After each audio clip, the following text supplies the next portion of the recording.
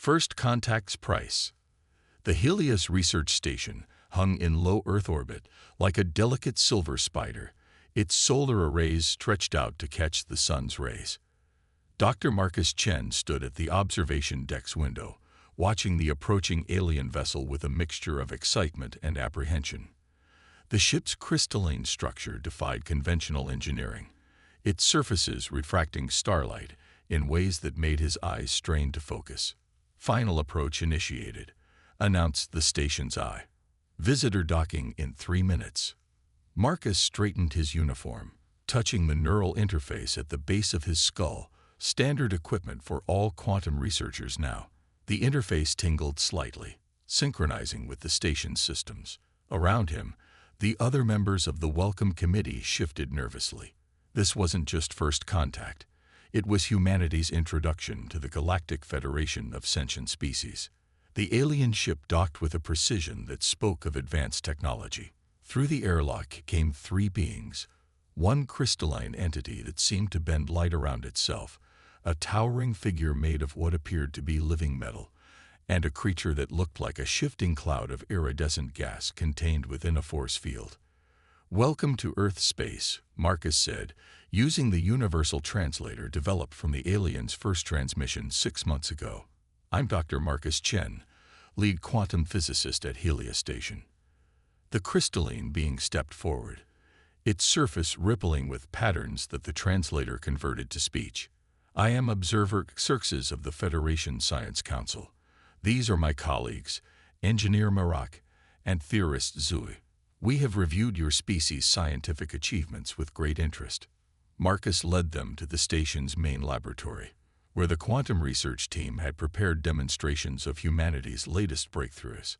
The lab's centerpiece was the Quantum Observation Chamber, a device that allowed direct visualization of quantum states. "Fascinating." Theorist Zui's gaseous form swirled with interest. "Your species appears to have made remarkable progress in quantum mechanics for your technological level." Marcus activated the chamber, and the space within filled with a shifting display of quantum particles in various states of superposition. "We found that human consciousness has a unique effect on quantum systems," he explained. "Our observers can influence." He never finished the sentence. Engineer Marak's metallic form suddenly vibrated with alarm. "These readings, impossible. Their neural patterns are directly interfacing with the quantum field." Observer Xerxes' crystalline structure flashed with urgent patterns. "Emergency containment. Their consciousness is unstable." Before Marcus could protest, the aliens activated some kind of energy field that enveloped the entire lab. The neural interfaces of every human present screamed with feedback. Marcus fell to his knees, his mind overwhelmed by the sensation of existing in multiple quantum states simultaneously. "Stop," he managed to gasp. "We're not unstable. This is normal for us."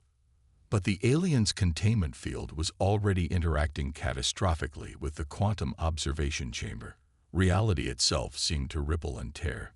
Marcus watched in horror as several of his colleagues simply vanished, their consciousness scattered across quantum states that the human mind was never meant to perceive. When the chaos finally subsided, the lab was in ruins. Half the research team was gone, lost to quantum space. The aliens stood in shocked silence, their own instruments showing readings they couldn't comprehend. "What have you done?" Marcus demanded, struggling to his feet. His neural interface buzzed with residual quantum energy. We were trying to protect the local space-time continuum." Observer Xerxes' patterns shifted with what seemed like genuine regret. "We had no idea your species could naturally interface with quantum fields.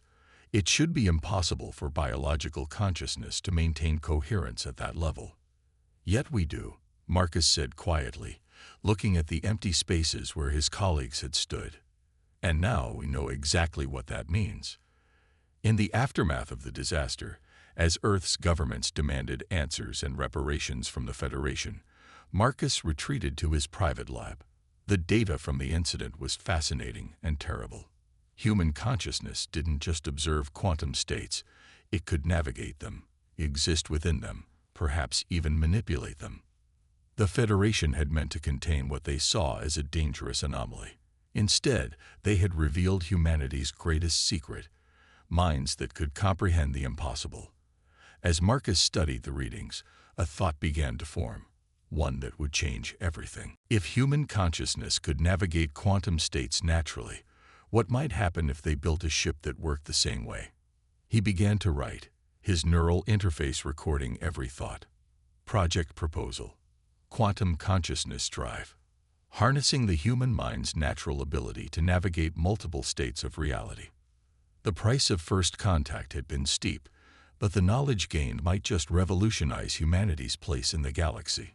Marcus looked out the window at the alien ship, still docked at the station. They thought they were dealing with a primitive species that needed to be contained. They were about to learn just how wrong they were. The mind that breaks physics. 5 years after the Helios Station incident, Dr. Elena Martinez stood before the United Earth Science Council, her neural interface projecting a holographic display of brain activity patterns. The chamber was packed with both human and alien observers, the latter watching from behind quantum-shielded barriers, a precaution that Elena found both amusing and sad. "What you're seeing," she explained, gesturing to the swirling patterns of neural activity, "is not just ordinary human consciousness. These are quantum entanglement patterns occurring naturally within the human brain." The hologram shifted, showing a side-by-side comparison of human and alien neural patterns.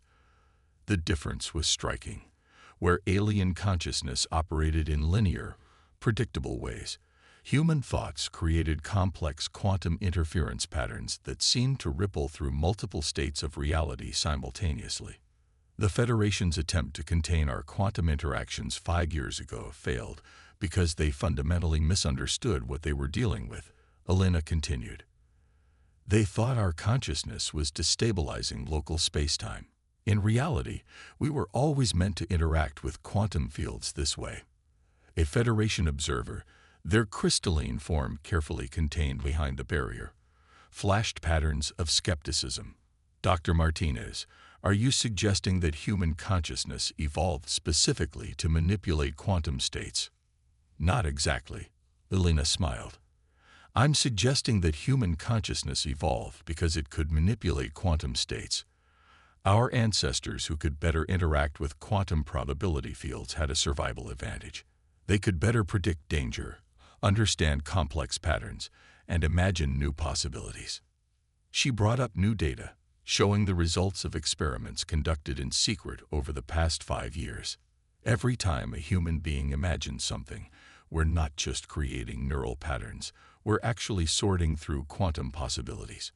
Our creativity isn't just imagination.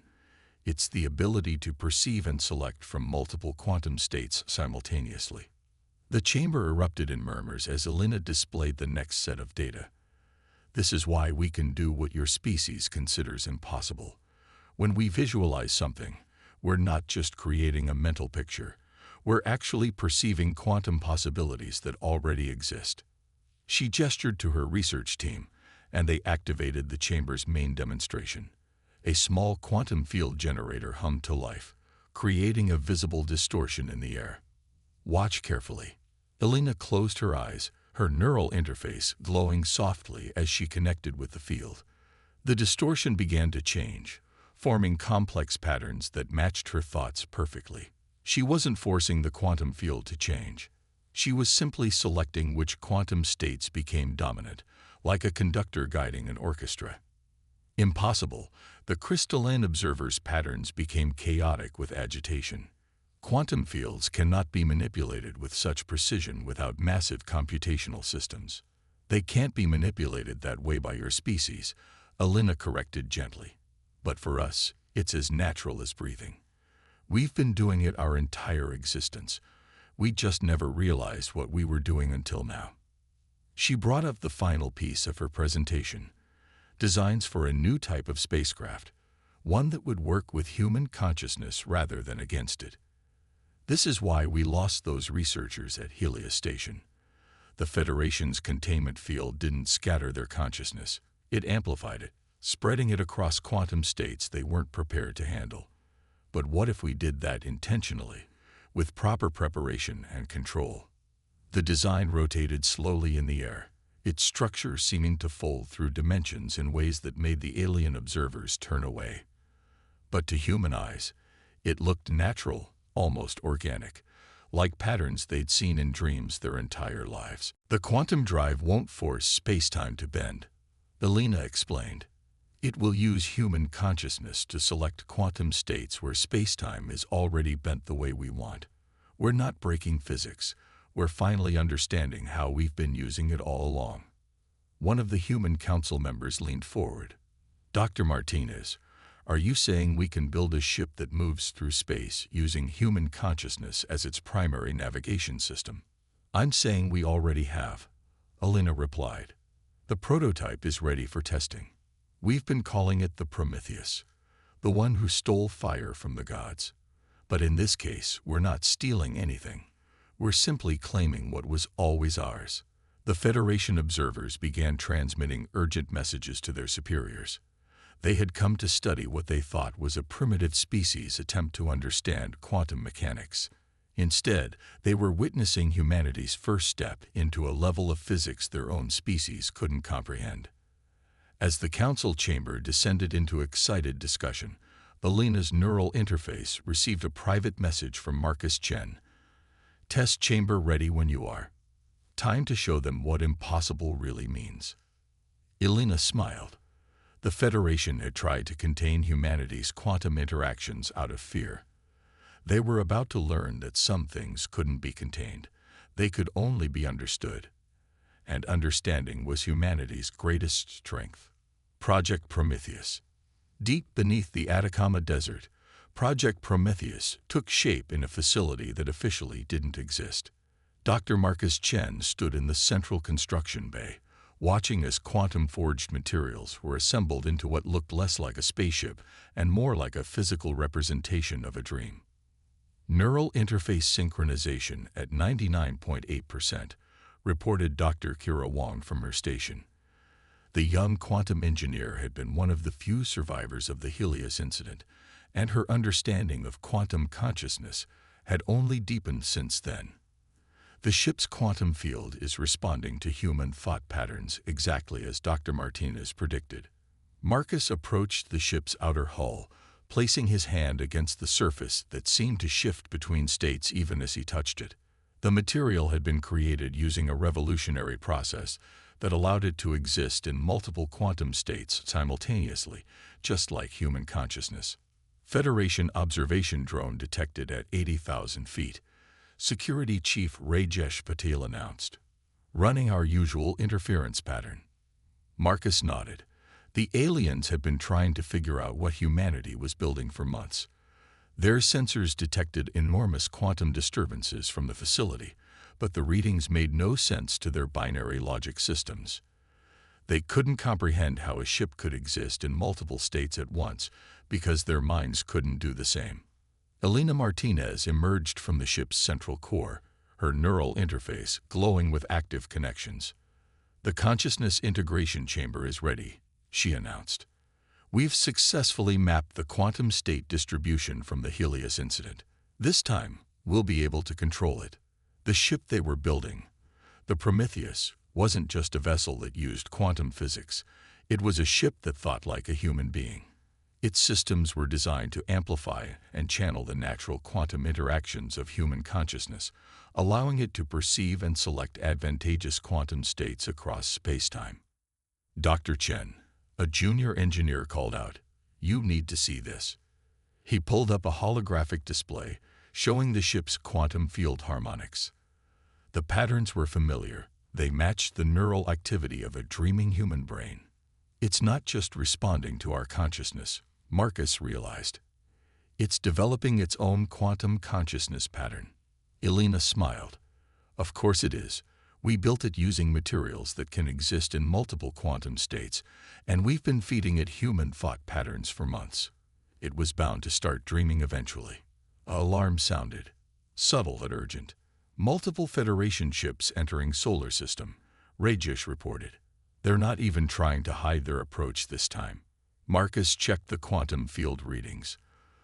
The Prometheus wasn't ready for a full test flight, but its systems were operational. More importantly, its quantum field was stable and synchronized with human consciousness patterns. They could do this. They had to do this. "Begin evacuation protocol," he ordered. "Essential personnel only remain. Alina, Kira, you're with me. It's time to show them what we've built." The Federation ships would arrive expecting to find dangerous quantum experiments that needed to be contained. Instead, they would witness humanity's greatest achievement, a ship that didn't just break the laws of physics, but proved those laws had never been what anyone thought they were. As the facility's non-essential staff evacuated, Marcus, Alina, and Kira entered the Prometheus through its main airlock. The interior was unlike any spacecraft ever built, its corridors shifting and changing as they walked through them, responding to their thoughts and expectations. They reached the bridge, though bridge wasn't quite the right word. It was more like a shared dream space where human consciousness could directly interface with the ship's quantum field. Neural interface chairs waited for them, their surfaces rippling with the same quantum possibilities as the hull. "Federation ships will be in range in 20 minutes, Rajesh's voice came through the comm. "Whatever you're going to do it fast." The three scientists settled into their chairs, neural interfaces connecting with the ship's systems. Immediately, their consciousness expanded, synchronized not just with each other, but with the quantum field of the Prometheus itself. Marcus could feel the ship's dreams, its desire to move through space-time in ways that conventional physics said were impossible. "Ready?" Alina asked, her voice echoing both through the air and through their shared quantum consciousness. Marcus nodded, feeling Kira's agreement through their connection. "Initiating quantum field activation," he announced. "Let's show them what consciousness can really do." The Prometheus hummed to life, its quantum field expanding to envelope them completely.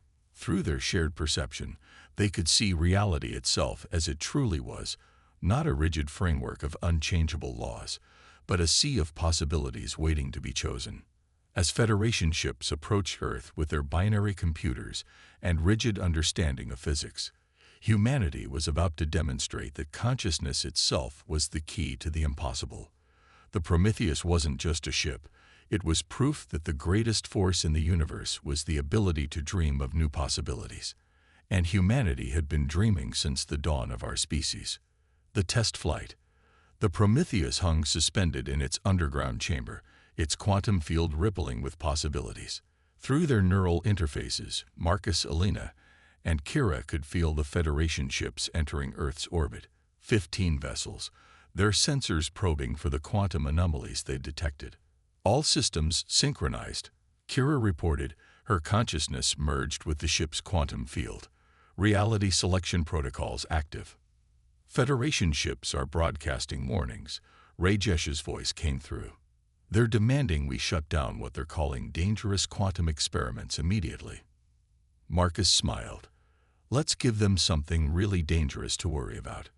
"Alina, initiate primary sequence." The Prometheus's quantum field expanded, enveloping the chamber in a sphere of shifting possibilities. Through their shared consciousness, the three scientists could see reality as it truly was, infinite quantum states existing simultaneously, waiting to be chosen. "They're charging weapons," Rajesh warned. "Orbital containment field deployment imminent." "Now," Alina commanded. The Prometheus responded not to physical controls but to pure consciousness. The ship didn't move through space in any conventional sense. Instead, it shifted through quantum states, selecting realities where it was already where they wanted to go. The chamber around them seemed to blur, not because they were moving, but because they were choosing which version of reality became dominant. The Prometheus emerged from the underground facility into the open air, existing in multiple states simultaneously. Federation sensors went wild, their binary systems unable to process a vessel that existed in quantum superposition. Through their neural interfaces, the crew could hear the aliens' panicked communications. "Impossible readings. The vessel exists in multiple locations simultaneously." quantum field coherence exceeding all known physical limits. Their consciousness patterns are synchronized with the quantum fluctuations. Marcus directed his thoughts through the neural interface, guiding the Prometheus higher. They weren't flying. They were dreaming, and the ship was making their dreams real by selecting quantum states that matched their intentions. The Federation ships attempted to establish a containment field, just as they had at Helios Station. But this time, humanity was ready. The Prometheus didn't fight against the containment field. It simply chose quantum states where the field didn't exist. Showing them what we can really do, Elena announced, initiating full quantum navigation. The Prometheus danced through reality, moving in ways that violated every law of physics the Federation held sacred. But to its human crew, the movement felt natural, like remembering different versions of the same moment and choosing which one to make real. Federation weapons fired, trying to stop what they couldn't understand. But you couldn't shoot something that existed in multiple states. The Prometheus simply manifested in quantum states where the attacks had missed. Their computers are crashing, Kira reported with satisfaction. They can't model our movement patterns because they're trying to calculate every possibility. But we're not calculating. We're intuiting. Marcus directed the ship into high orbit, letting the Federation's fleet get a good look at what they'd created. The Prometheus shimmered in space, its hull reflecting not just light but possibility itself. Through their shared consciousness, they broadcast a message to the alien vessels.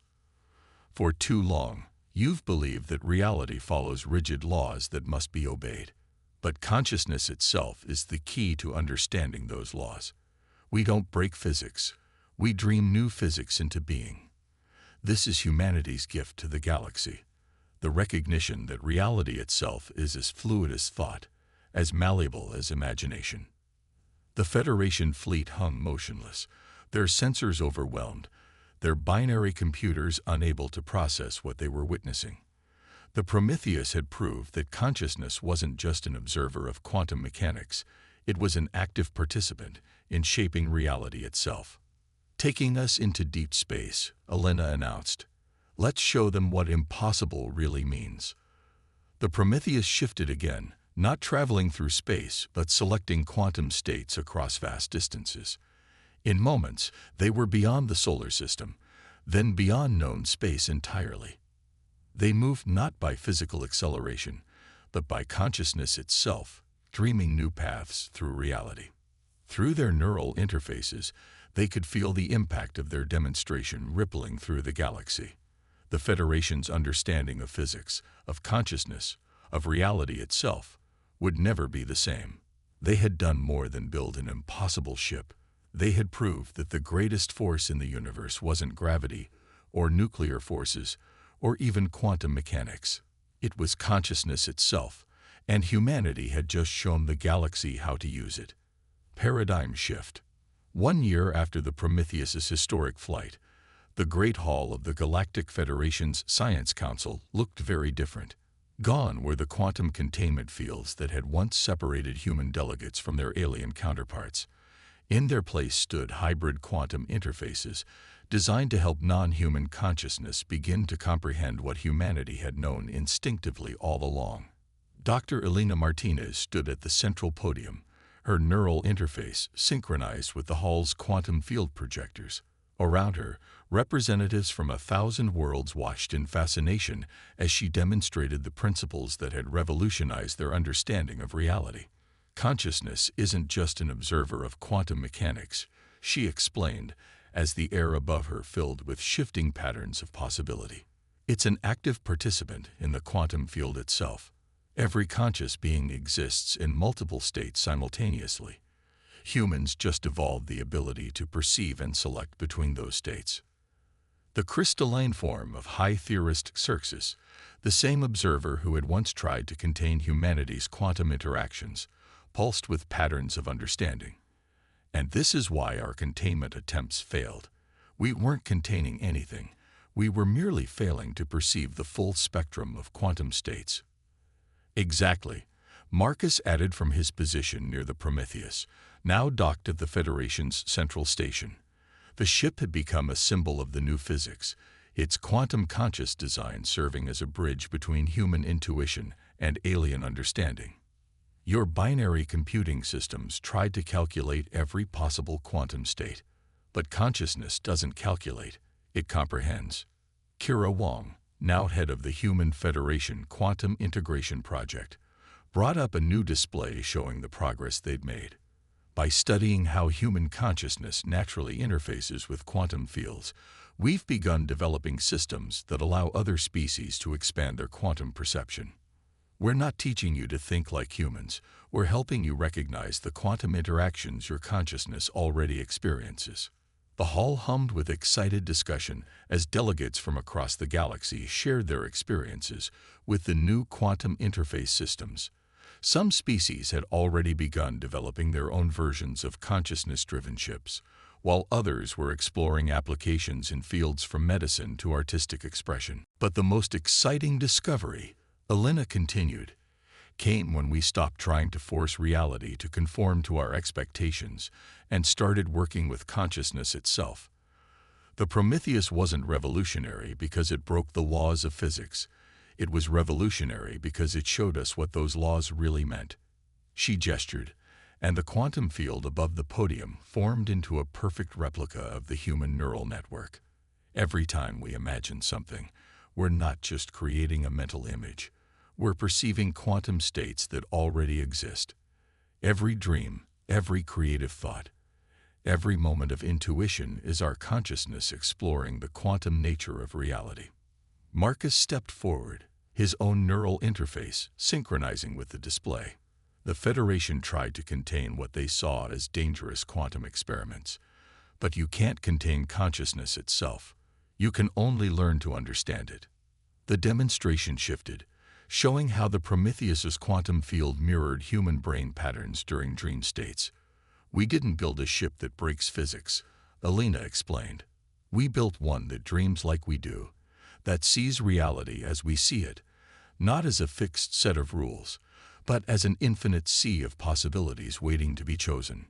High theorist Xerxes moved to join them at the podium, their crystalline form now adapted to interface with human quantum patterns. And in doing so, you have given the galaxy its greatest gift, not just new technology, but a new way of understanding consciousness itself. The gathered delegates watched as the Prometheus's quantum field expanded, touching each of their minds through the new interface systems. For a moment, every being in the hall experienced reality as humanity always had, as a symphony of possibilities, a dance of quantum states that consciousness itself could guide. This is just the beginning, Elena said softly, feeling the shared wonder of 1,000 alien minds as they glimpsed the truth humanity had known since our ancestors first looked up at the stars and dreamed. We are all quantum beings, our consciousness intertwined with the very fabric of reality. Humanity didn't discover anything new. We just remembered what consciousness has always known.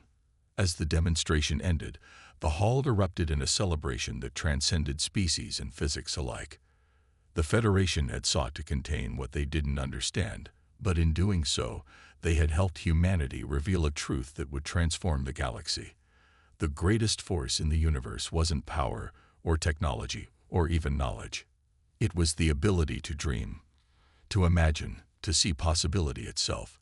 And humanity had just taught the galaxy how to dream. The end.